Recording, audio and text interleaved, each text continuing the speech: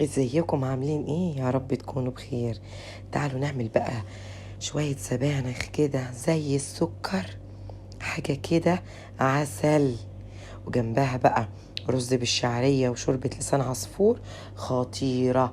وهنعمل كل ده بشوربة البط، حاجة كده تحفة. يلا بينا.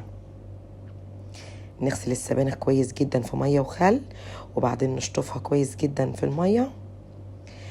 والخضرة طبعا شبت وكزبرة وبقدونس، واسيبهم يتصفوا على مهلهم. دلوقتي حضرت في حلة زيت وسمنة، ونزلت فيها ببصلتين كبار مقطعهم مكعبات. اول ما يتبلوا معايا انزل بتوم مفروم وفلفل شطة. انا عاملة راسين توم، هعمل نص الكمية دلوقتي والنص هقول لكم نحطها امتى. اول ما تطلع ريحة التوم معانا ننزل بقى بايه، بمعلقتين صلصة وورق لورا ورشة فلفل ورشة ملح، حاجة كده تحفة. هنزل بقى بعصير الطماطم،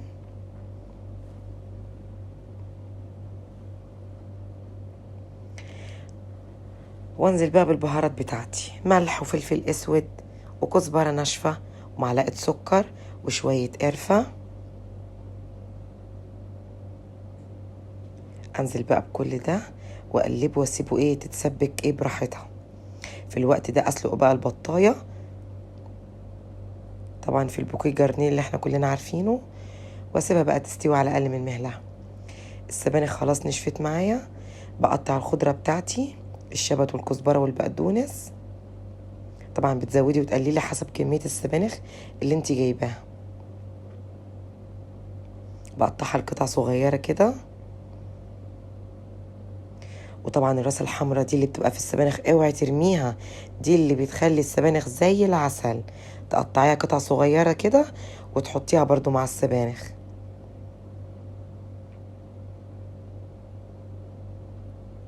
ننزل بقى بالسبانخ بتاعتنا على الصلصة بعد ما تسبكت شوية شوية كده تدبل معانا، وننزل بالكمية التانية وتقلبي بقى فيها كده بقى ايه، حاجة تحفة.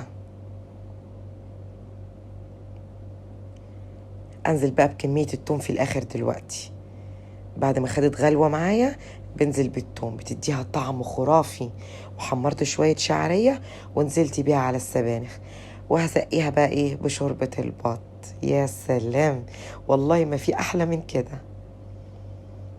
واسيبها بقى تاخد غلوتين لغاية ما السبانخ تستوي والشعرية تستوي. اوعى بس تخليها تغلي كتير علشان بس السبانخ ما تغمقش معاكي، تفضل خضرة ولونها الخطير ده، تاخدش وقت على النار. حمرت شوية رز بالشعرية وحاجة ايه زي العسل، وشوربة لسان العصفور طبعا لا غنى عنها. دي شوربة بط بقى مينفعش تتساب، حاجة زي السكر. يا رب تعجبكم، ما تنسونوش بقى في اللايك والشير.